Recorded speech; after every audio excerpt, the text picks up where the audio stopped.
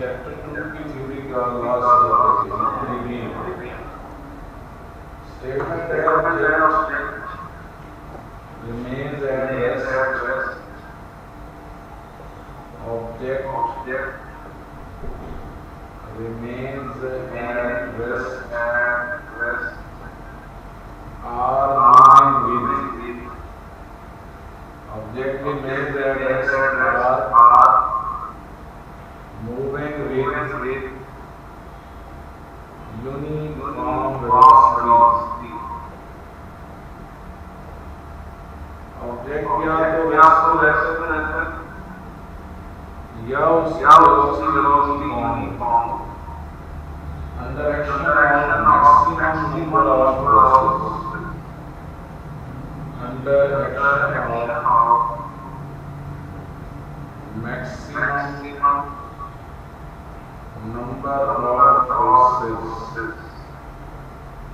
ढेर सारी forces apply की जाएं ढेर सारी लाइट ऑब्जेक्ट या एक्सेलरेशन की वेलोसिटी यूनिफॉर्म रहे इक्विलिब्रियम में आप फोर्सेस लगा रहे हैं उसकी रेस्ट की डायरेक्शन में चेंज नहीं होगी आप फोर्सेस लगा रहे हैं उसकी वेलोसिटी यूनिफॉर्म रहे चेंज नहीं होगी जैसे ट्रक आ रहा है उसकी वेलोसिटी 100 है तो अगर दो चीज को रोकने की कोशिश करते हैं लेकिन उसकी वेलोसिटी को तब्दील नहीं कर पाते तो ऐसे केस में ये फोर्सेस लग जरूर रही है मगर उनका इफेक्ट नहीं तो जहां पर इफेक्ट जीरो हो जाए समझ जाए कंडीशन में इक्विलिब्रियम में कि फोर्सेस उस पे इफेक्ट नहीं कर पाए दो कंडीशन है इक्विलिब्रियम फर्स्ट कंडीशन अच्छा एक चीज याद रखिए अगर आप कहेंगे एक ऑब्जेक्ट पर फोर्स लग नहीं रही और वो इक्विलिब्रियम में ये आपने ये कहना है कि सारी लग रही मगर फोर्सेस का इफेक्ट नहीं है जैसे गाड़ी से गिर रहा दो तीन बंदे उसको कोशिश करते हैं इसके नीचे आ जाते हैं इसकी वेलोसिटी नहीं कर पाते तो आप ये लग रही मगर उसकी वेलोसिटी नहीं कर पाए इसलिए वो इक्विलिब्रियम में अब फर्स्ट कंडीशन क्या है कि sum of all forces acting sum of all acting on a body must be zero एक बॉडी पे लगने वाली फोर्सेस का सम जीरो है तो फर्स्ट कंडीशन जिसमें फोर्सेस का इफेक्ट नहीं है समेशन ये सिंबल कहलाती है sigma or summation sigma F equals to zero sigma का मतलब ये होता है ये जो समेशन है या सिग्मा एफ है इसका मतलब ये होता है कि एक से ज्यादा फोर्सेस है आप ये ज़हन में रखें कि दो चीजें बड़ी क्लियर हो एक तो ये कि फोर्सेस लगनी उनका इफेक्ट नहीं है दूसरा ये कि एक फोर्स नहीं एक से ज्यादा फोर्सेस लगनी मगर एक से ज्यादा फोर्सेस उसकी हालत में तब्दीली नहीं ला सकती मिसाल के तौर पे मैं कहूँ यहाँ एक पत्थर पड़ा है और दो तीन बच्चे उठाने की कोशिश करते अब फोर्सेस तो लग रही लेकिन उसकी कंडीशन में रेस्ट वाली कंडीशन में चेंज नहीं ला सकते तो उन फोर्सेस का इफेक्ट नहीं है that is called it's first condition summation F equals to zero देखिए अगर ऑब्जेक्ट रेस्ट में है अगर ऑब्जेक्ट रेस्ट में है या उसकी वेलोसिटी यूनिफॉर्म है, अगर ऑब्जेक्ट रेस्ट में है या उसकी वेलोसिटी यूनिफॉर्म है तो फिर एक्सेलरेशन नहीं होगा। एक्सेलरेशन मुमकिन ही नहीं है कि हो। एक्सेलरेशन असल में तब होता है जब फोर्सेस वेलोसिटी को तब्दील कर पाए। अगर फोर्सेस वेलोसिटी को तब्दील नहीं कर पाती हैं और वेलोसिटी सेम रहती है तो एक्सेलरेशन जीरो। अब F is equal to m में है, 9th में पढ़ा था न्यूटन सेकंड लॉ। अगर a जीरो है तो फोर्स जीरो है। अब प्लीज इसका मतलब ये नहीं कि फोर्स लग नहीं रही। मैं बार बार कह रहा हूं कि इक्विलिब्रियम में ये कहना कि ये एक पत्थर पड़ा था जमीन पे, कोई फोर्स उस पे नहीं लग रही और वो इक्विलिब्रियम है, ऐसे तो हो ही नहीं सकता। अगर वो रेस्ट में पड़ा है तो वहां भी फोर्सेस लग रही है, मसलन ग्रेविटी लग रही है, नीचे उसका वेट लग रहा है, रिएक्शन लग रहा है उसको, तो आप ये कहेंगे फोर्सेस तो लग रही हैं मगर उनका इफेक्ट नहीं है। इफेक्ट प्लीज ये याद रखें, जब ऑब्जेक्ट रेस्ट में है, वेलोसिटी यूनिफॉर्म है, एक्सेलरेशन जीरो है, तो ये जो फोर्स जीरो बन रही है इसका मतलब है इफेक्ट ऑफ फोर्स जीरो। खाली फोर्स जीरो का मतलब ये नहीं है कि फोर्सेस नहीं, इफेक्ट ऑफ फोर्सेस जीरो है। Effect of forces. वैसे एक बात याद रखें, फोर्स का ना लगना और फोर्स का लगना ये दो मुख्तलिफ बातें। और बाज फोर्सेस ऐसी होती हैं जो तब्दीली ले आती। मिसाल के तौर पे मैं और एक कोई स्टूडेंट मिल के एक आइस उठा लें, अब फोर्सेस ने इसकी रेस्ट पोजीशन तब्दील कर दी। अगर फोर्सेस वेलोसिटी चेंज कर दें, रेस्ट पोजीशन तब्दील कर दें, फिर तो उनका इफेक्ट है। और अगर उनका इफेक्ट है तो वो इक्विलिब्रियम नहीं। इक्विलिब्रियम क्या है भाई? मैंने फोर्सेस लगाई, कुछ नहीं हुआ, कोई तब्दीली नहीं आई, तो वो इक्विलिब्रियम। तो फर्स्ट कंडीशन में हम ये भी लिखते हैं summation Fx equals to zero. Specially x axis पे लगने वाली फोर्सेस का सम जीरो है। x एक्सिस पे लगने वाली फोर्सेस से मुराद है Fx। सिर्फ x एक्सिस पे लगना, कुछ राइट वर्ड हो कुछ लेफ्ट वर्ड हो, तब ये समेशन Fx लगेगी। इसको यूं कहेंगे समेशन Fx जीरो का मतलब है sum of rightward forces, sum of rightward forces equals to sum of rightward forces equals to sum of leftward forces. Sum of leftward forces. ये लिखना जरूरी है, sum of rightward forces equals to sum of leftward forces.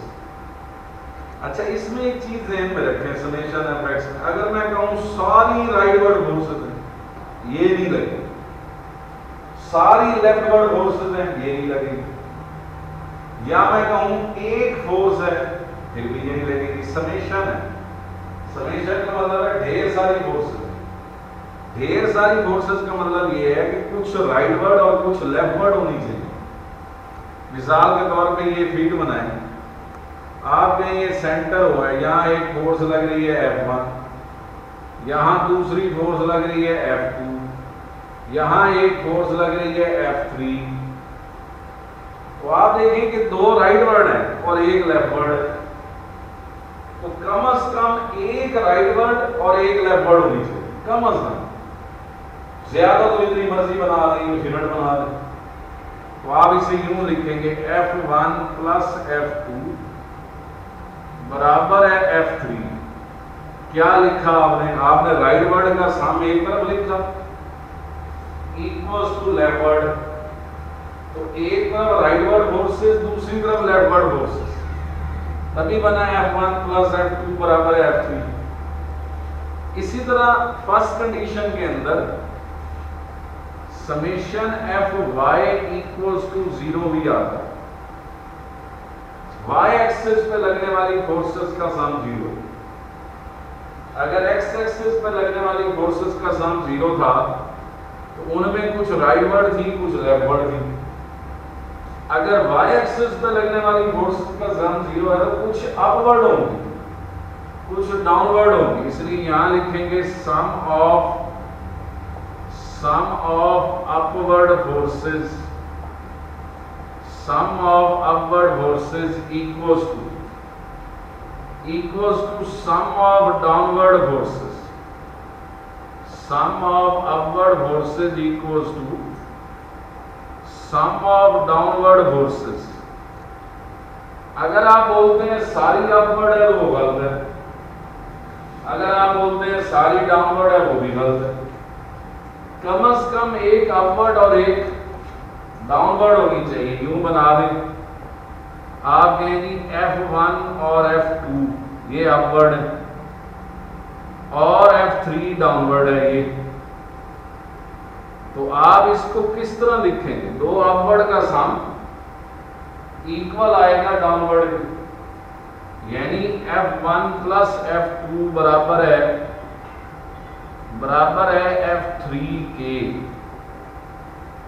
तो first condition में कुछ rightward होनी चाहिए, कुछ लेफ्टवर्ड होनी चाहिए, इसी तरह कुछ अपवर्ड होनी चाहिए और कुछ डाउनवर्ड होनी चाहिए। अगर ओवरऑल बोलूं ओवरऑल तो summation F equals to 0, forces का सम 0। अगर x एक्सिस में बोलूं तो समेशन Fx 0 और अगर y एक्सिस में बोलूं तो समेशन Fy 0। Fx बोलूं तो राइटवर्ड लेफ्टवर्ड है, y एक्सिस बोलूं तो अपवर्ड डाउनवर्ड है। इसी तरह आप सेकंड कंडीशन आती है। फर्स्ट कंडीशन ऑफ इक्विलिब्रियम के बाद सेकंड कंडीशन ऑफ इक्विलिब्रियम है। सेकंड कंडीशन ऑफ इक्विलिब्रियम ये है कि sum of all torque acting on an arbitrary axis, sum of all torque acting on an arbitrary axis must be 0। तमाम torque का sum 0 होना चाहिए। आर्बिट्रेरी एक्सिस कहते हैं, आर्बिट्रेरी जिनके बारे में इल्म ना हो, स्पेसिफिक ना हो, इसे लिखते हैं समेशन टॉर्क। ये देखें, summation torque equals to 0, sum of torque equals to 0। यानी जो फर्स्ट कंडीशन थी वो लीनियर मोशन से रिलेटेड थी, Fx Fy। ये जो है ये रोटेशन से रिलेटेड है, कल टॉर्क पढ़ा था। इस सेकंड कंडीशन का दूसरा नेम होता है principle of movements. Second condition का दूसरा नेम है प्रिंसिपल ऑफ मूवमेंट्स। कल मैंने बताया था टॉर्क मूवमेंट होती है। इसका ये मतलब है कि अगर समेशन Fx 0 था अगर, तो कुछ राइटवर्ड थी, कुछ लेफ्टवर्ड थी। समेशन Fy 0 था तो कुछ अपवर्ड थी, कुछ डाउनवर्ड थी। और अगर समेशन टॉर्क 0 है तो फिर हम लिखेंगे sum of anti clockwise movement, sum of anti clockwise movements equals to sum of clockwise movement, equals to sum of clockwise movements. Anti clockwise movements होनी चाहिए कुछ, और कुछ क्लॉकवाइज मूवमेंट्स होनी चाहिए। इसका ये मतलब हुआ अगर सारी एंटी क्लॉकवाइज हुई फिर भी गलत है, सारी क्लॉकवाइज हुई फिर भी गलत है। जैसे था ना, सारी राइटवर्ड हो तो गलत है, सारी अपवर्ड हो तो गलत है। इसी तरह सारी क्लॉकवाइज हो तो गलत है, सारी एंटी क्लॉकवाइज हो तो गलत है। मैं मिसाल देता हूँ, मैंने एक फिगर बनाई, गौर कीजिए, बुक में भी बनी। मैंने इस सर्कुलर पाथ में यहाँ बताया ये सेंटर ओ है। मैंने एक राइटवर्ड फोर्स लगाई F और इधर एक लेफ्टवर्ड फोर्स लगाई F डैश। मैंने इस O को पिवट पॉइंट बोल दिया। एक फोर्स लगाई F, दूसरी फोर्स लगाई F डैश और मैंने दरमियान में O को पिवट बोल दिया। ये डायग्राम बना के मैंने सवाल किया कि क्या इस पे फर्स्ट कंडीशन लग रही है? बच्चे ने कहा जी बिल्कुल लग रही है। मैंने पूछा क्यों? उसने जवाब दिया एक राइटवर्ड है, दूसरी लेफ्टवर्ड है। तो अगर एक राइटवर्ड है, दूसरी लेफ्टवर्ड है, तो इसका मतलब ये है कि फर्स्ट कंडीशन अप्लाई हो रही है। ठीक है। फिर मैंने उसी से सवाल किया कि क्या इस पे सेकंड कंडीशन अप्लाई होगी? उसने कहा जी मूवमेंट्स निकालनी पड़ेगी। मूवमेंट्स कैसे निकलेंगी? ये देखें, F से ये एरो आया, ये स्मॉलर एंगल से एरो बनाना है, कल बताया था। मैंने पूछा ये कौन सी मूवमेंट है? उसने कहा क्लॉकवाइज। मैंने इसकी F डैश का एरो बनाया, ये F डैश का एरो, स्मॉलर पॉसिबल एंगल्स। मैंने कहा ये मूवमेंट किधर है? कहता क्लॉकवाइज। अब मैंने सवाल किया कि क्या सेकंड कंडीशन लग रही? उसने कहा नहीं। मैंने कहा क्यों? कहता है F वाली मूवमेंट भी क्लॉकवाइज है और F डैश वाली भी क्लॉकवाइज।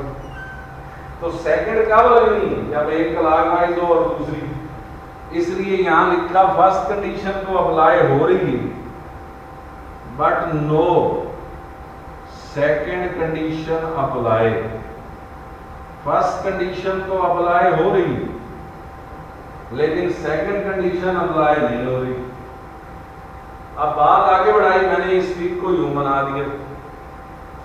ये देखें, ये बना दी, यही ऊपर पाथ बनाया, एक फोर्स F इधर बना दी, पिवट बनाया और ये F डैश बना दी। सेंटर में वो पॉइंट पिवट पॉइंट है। अब मैंने पहला सवाल किया क्या फर्स्ट कंडीशन लग रही है? उसने कहा नहीं। मैंने पूछा क्यों नहीं लग रही? कहता दोनों राइटवर्ड है। दोनों राइटवर्ड पे तो नहीं लगेगी। नो फर्स्ट कंडीशन इस डायग्राम पर। फिर मैंने सवाल किया क्या सेकंड कंडीशन लग रही? उसने कहा जी मूवमेंट्स देखते। मैंने कहा बनाओ, ये देख F की मूवमेंट स्मॉलर पॉसिबल एंगल से बनाई क्लॉकवाइज। F पिवट में से गुजारनी होती, F डैश पिवट में से गुजारेंगे, क्या बनी? Anti clockwise. तो अगर एक क्लॉकवाइज है और दूसरी एंटी क्लॉकवाइज है तो साफ जाहिर है सेकंड कंडीशन लगेगी। तो फर्स्ट कंडीशन तो नहीं अप्लाई हो रही, लेकिन सेकंड कंडीशन अप्लाई हो रही है। इसको हम बोलते हैं दो condition. First condition summation F0, summation Fx0, summation Fy0। Second condition summation torque 0, movement का sum 0। Sum of clockwise movements equals to sum of anti clockwise movement. अब इक्विलिब्रियम का लास्ट पार्ट है इसमें।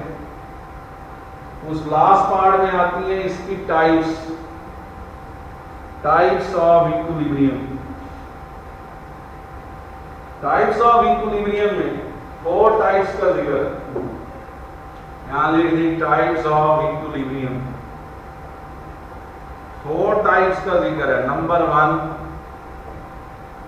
फर्स्ट टाइप को बोलते हैं static equilibrium. First type को बोलते हैं static equilibrium. Static equilibrium, static mean rest होता। स्टेटमेंट क्या? Object remains at rest under action of maximum number of forces. Object remains at rest. Object remains at rest under object remains at rest under action of maximum number of forces। ढेर सारी forces लगाएं और object rest में रहे तो इसका मतलब है वो स्टैटिक इक्विलिब्रियम है। भाई मैं अगर सारे मिलके इस डाइस को नहीं उठा सके तो वो स्टैटिक इक्विलिब्रियम है। कि भाई फोर्सेस लग रही हैं लेकिन रेस्ट वाली पोजीशन चेंज नहीं हुई। दूसरी टाइप को बोलते हैं डायनामिक इक्विलिब्रियम। डायनामिक कह लें, डायनामिक मीन होता है मोशन। आप दूसरी की स्टेटमेंट देखें, object moving with uniform velocity. Object moving with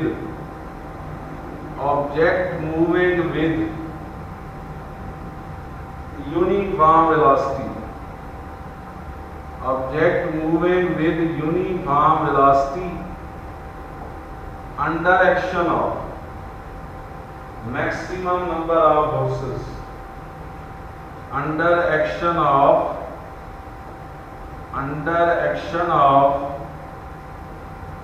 maximum number of forces। ढेर सारी फोर्सेस लगाएं लेकिन ऑब्जेक्ट की वेलोसिटी तब्दील नहीं हुई। मैंने आपको मिसाल दी, गाड़ी आप 100 किलोमीटर पर आवर पे चला रहे हैं, आप एक ऐसे रोड पे डाल देते हैं जहाँ खड्डे हैं।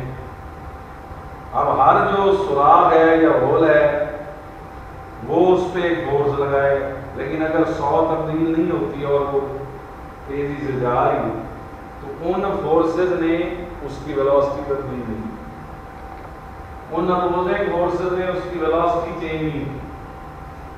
तो वो कौन से इक्विलिब्रियम में है? डायनामिक इक्विलिब्रियम में। थर्ड टाइप को बोलते हैं ट्रांसलेशनल इक्विलिब्रियम। थर्ड टाइप को कहा जाता है ट्रांसलेशनल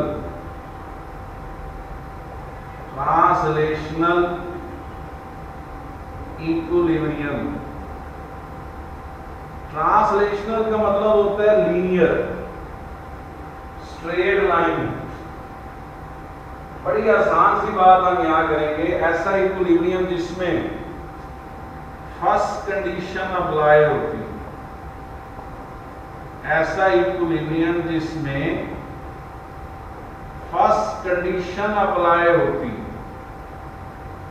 फर्स्ट कंडीशन क्या पड़ी थी? फर्स्ट कंडीशन ये थी summation f0 summation fx0 summation fy0, ये फर्स्ट कंडीशन। अगर ये अप्लाई हो तो ट्रांसलेशनल इक्विलिब्रियम। सारी लीनियर फोर्सेस हो, linear, translational mean linear. Linear कौन सी होती है? जो सीधी लाइन में अप्लाई, स्ट्रेट लाइन में अप्लाई। नंबर 4 पे रोटेशनल इक्विलिब्रियम। नंबर 4 पे रोटेशनल इक्विलिब्रियम है, नाम से जाहिर है, जिसमें रोटेशनल फोर्सेस आ जाए, एंगुलर फोर्सेस आ जाए, यानी जिसमें सेकंड कंडीशन अप्लाई।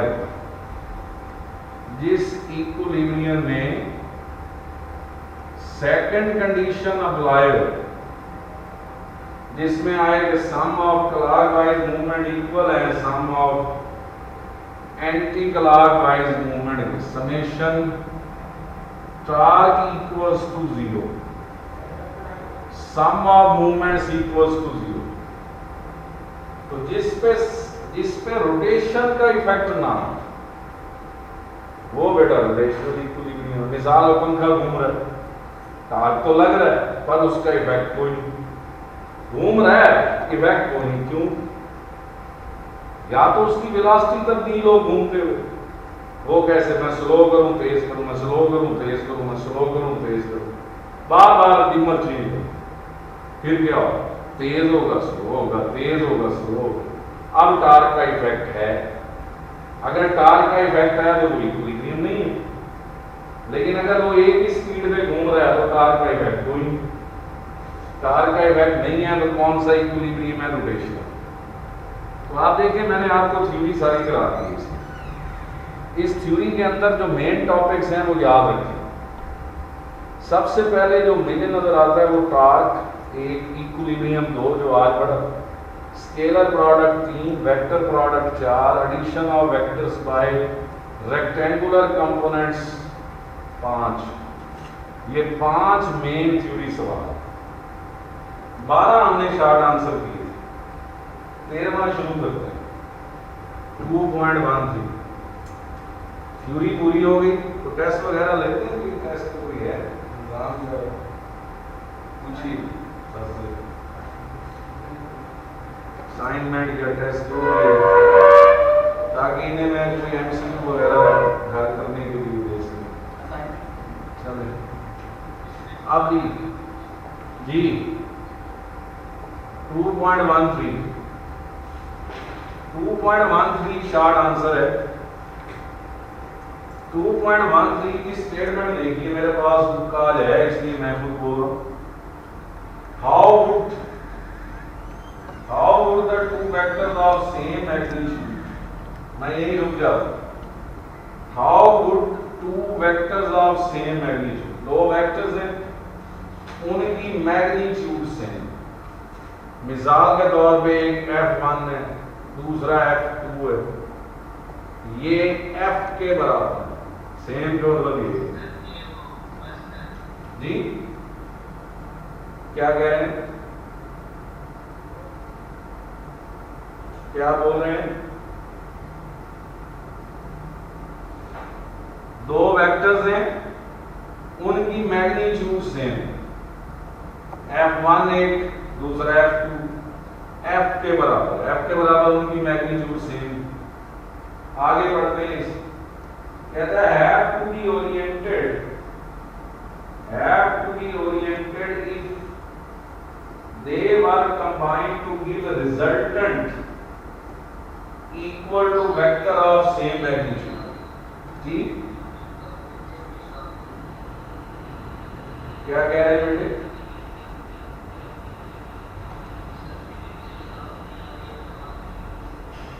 अब आ रही है आवाज आपको मेरी, पिक्चर आ रही है अब,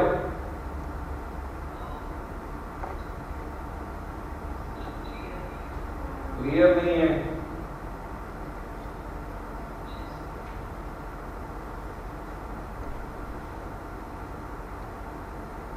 देखें अब आ रही है।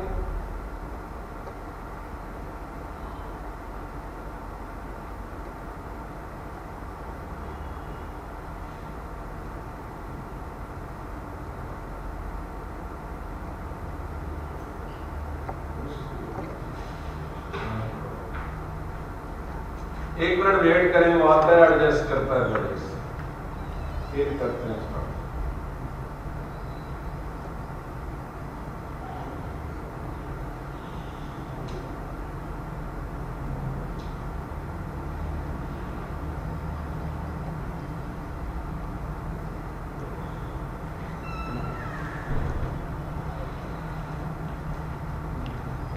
इसको जरा एडजस्ट करो, उनको तस्वीर सही नहीं आ रही, एडजस्ट कर लेना फिर मैं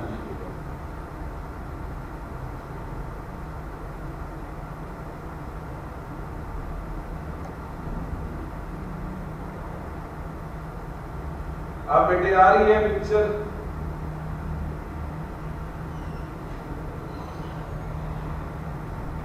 कह रहे हैं इधर तो आ रही है सामने, क्लियर है जैसे आपका इसमें नेटवर्क।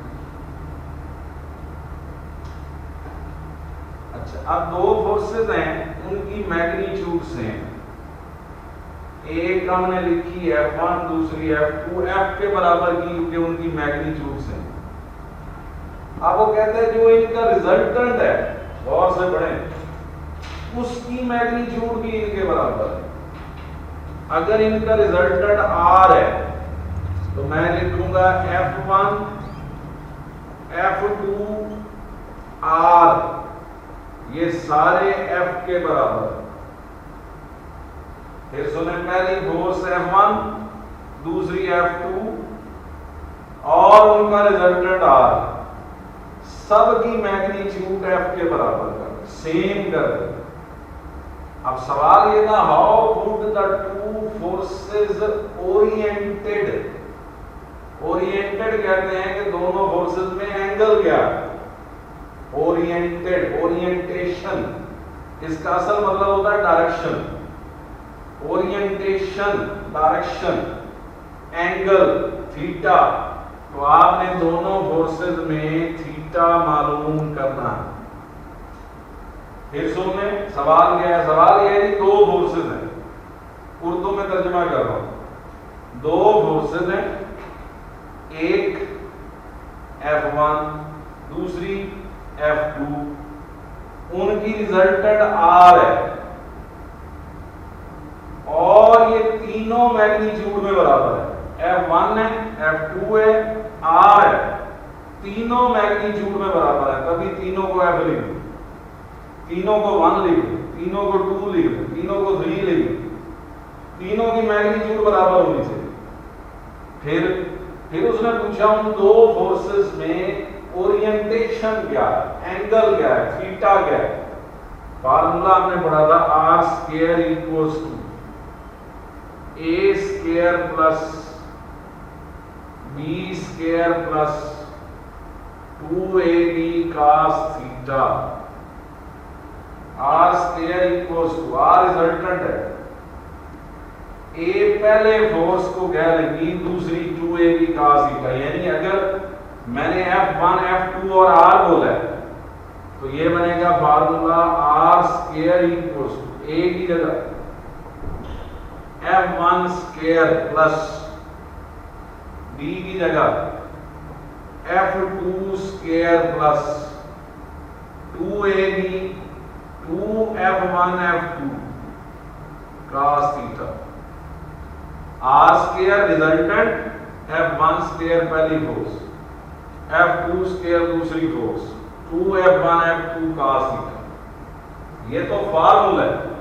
अब इसमें पुट करें, R किसके बराबर आपने लिखा? F। F1 किसके बराबर लिखा? F।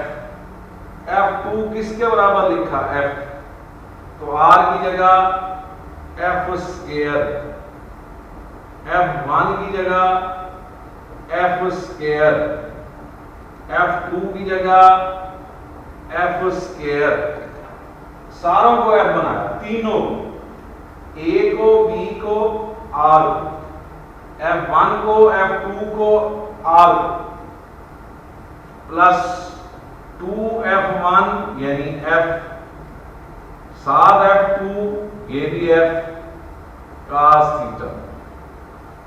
तो भाई मैंने A को भी F लिखा है, B को भी F लिखा है, R को भी F, 1 लिख लो, A को 1 लिख लो, B को 1 लिख लो, R को 1 लिख लो।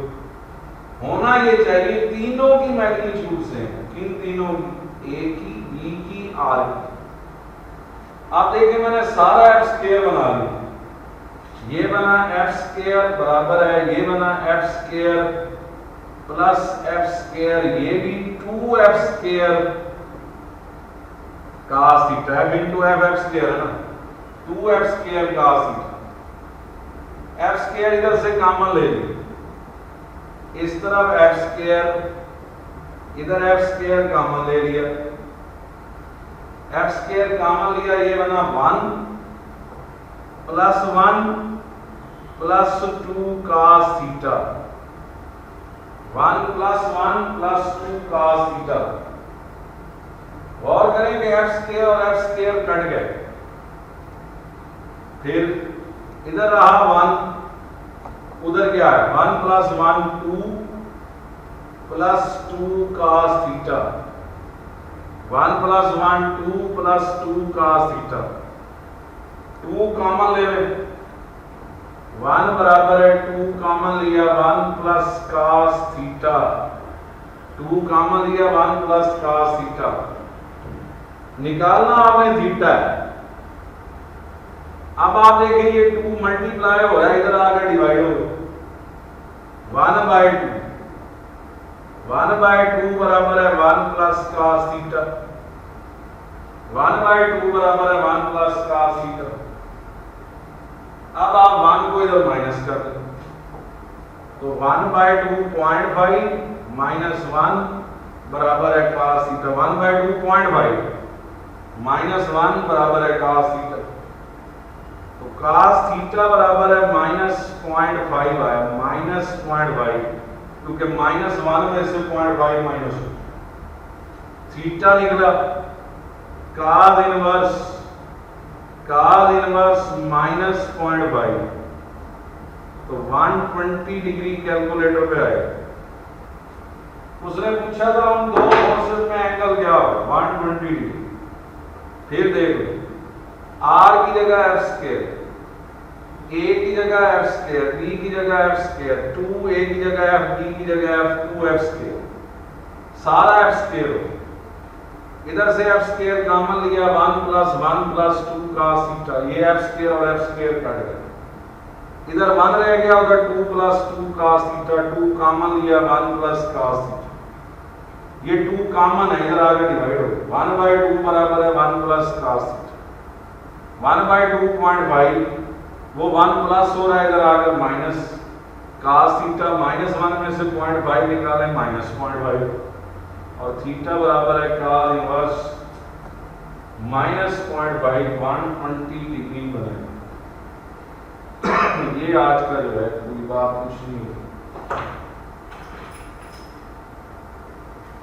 कोई पॉइंट पूछना हो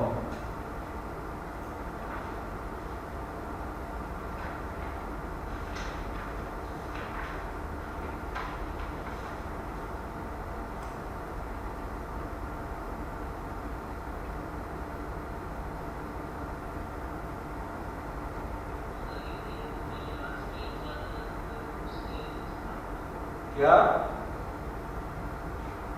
बोलो।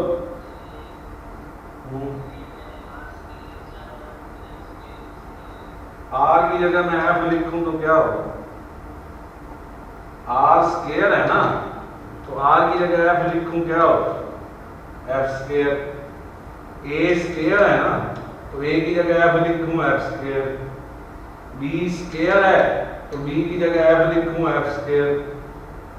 2ab है तो 2f f स्क्वायर। आपने r स्क्वायर का मतलब है कि r की जगह f लिखा है f स्क्वायर। a स्क्वायर का मतलब है a की जगह f लिखा है f स्क्वायर। b की जगह f लिखा है 1 लिख दें, अगर f नहीं लिखना 1 लिख दें, फिर क्या होगा r को 1, a को 1, b को 1, तो r स्क्वायर बनेगा 1 स्क्वायर, a स्क्वायर बनेगा 1 स्क्वायर, b स्क्वायर बनेगा 1 स्क्वायर, बात वही बन जाएगी।